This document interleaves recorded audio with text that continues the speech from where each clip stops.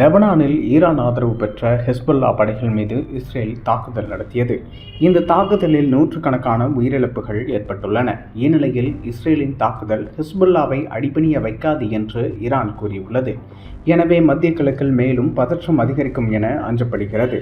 பாலஸ்தீனம் மீது இஸ்ரேல் ஆக்கிரமிப்பு முயற்சிகளை மேற்கொள்வதும் அதற்கு அந்நாடு பதிலடி கொடுப்பதும் கடந்த பல ஆண்டுகளாகவே தொடர்ந்து வருகிறது. இப்படி இருக்கையில் 2023ஆம் ஆண்டு அக்டோபர் மாதம் பாலஸ்தீன விடுதலை அமைப்பான ஹமாஸ் இஸ்ரேல் மீது திடீர் தாக்குதலை தொடுத்தது. இதில் 1000க்கும் அதிகமானவர்கள் உயிரிழந்ததாக சொல்லப்படுகிறது. இந்த தாக்குதல் தான் தற்போது நடக்கும் இஸ்ரேல் பாலஸ்தீன போருக்கான தொடக்கப்புள்ளி. இந்த தாக்குதலுக்கு பதிலடி கொடுக்க தீவிர போரை அறிவித்தது இஸ்ரேல்.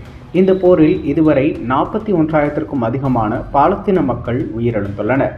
லட்சக்கணக்கான மக்கள் இடம்பெயர்ந்துள்ளனர். பசியும் சுகாதார பாதிப்புகளும் பாலஸ்தீன மக்களை துரத்தி கொண்டிருக்கிறது. பாலஸ்தீனம் மீது தாக்குதல் நடத்தினால் அண்டை இஸ்லாமிய நாடுகள் பார்த்து கொண்டு சும்மா இருக்காது. குறிப்பாக லெபனானிலிருந்து இயங்கி வரும் ஹிஸ்புல்லா அமைப்பு இந்த போரின் போக்கையே மாற்றும் அளவுக்கு தலையீடு செய்தது. பாலஸ்தீனத்துக்கு ஆதரவாக ஹிஸ்புல்லா தொடர் தாக்குதலை இஸ்ரேல் மீது நடத்தியது. ஒரு கட்டத்தில் ஹமாஸை சமாளித்து விடலாம், ஆனால் ஹிஸ்புல்லாவை சமாளிப்பது தலைவலியாக இருக்கிறது என்பதை இஸ்ரேல் உணர்ந்து கொண்டது. எனவே என்ன செய்வது என்று யோசித்து வந்த இஸ்ரேல் தற்போது பேஜர் தாக்குதலை நடத்தியிருக்கிறது. நவீன டெக்னாலஜி வளர்ந்துவிட்ட காலத்திலும் ஹிஸ்புல்லாக்கள் பேஜர்களைத்தான் தற்போது வரை பயன்படுத்தி வருகிறார்கள். காரணம், இதனை ஹேக் செய்ய முடியாது. செல்போனை ஹேக் செய்வது இருப்பிடத்தை துல்லியமாக கண்டுபிடித்து விட முடியும். ஆனால் பேஜரில் அப்படி செய்ய முடியாது. இருப்பினும் அந்த பேஜரை மொத்தமாக கொள்முதல் செய்த இடத்தில் சில தில்லுமுள்ளு வேலைகள் நடந்திருப்பதாக சொல்லப்படுகிறது. இந்த பேஜர்கள் ஹங்கேரியில் தான் அசம்பிள் செய்யப்பட்டிருக்கின்றன. இப்படி செய்யும் போது வெடிபொருட்கள் இதனுடன் இணைக்கப்பட்டிருக்கிறது. இதனை அடுத்து செப்டம்பர் 19ஆம் தேதி இஸ்ரேல் இதனை வெடிக்கச் செய்திருக்கிறது. பேஜர் மட்டுமல்லாது வாக்கி டாக்கி, செல்போன், சோலார் பேனலுக்கு பயன்படுத்தப்படும் பேட்டரி என அனைத்தும் வெடித்து சிதறியுள்ளன. இந்த தாக்குதலில் 37 பேர் உயிரிழந்துள்ளனர். இந்த தாக்குதல் மூலம் ஹிஸ்புல்லா மீதும் லெபனான் மீதும் இஸ்ரேல் அதிகாரப்பூர்வ போரை தொடங்கியுள்ளது.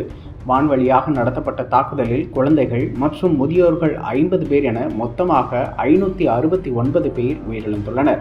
இதில் ஹிஸ்புல்லா தளபதி இப்ராஹிம் முகமது கோபிசி கொல்லப்பட்டிருப்பதாக இஸ்ரேல் கூறியுள்ளது. ஹிஸ்புல்லாவும் தளபதியின் மரணத்தை உறுதி செய்திருக்கிறது.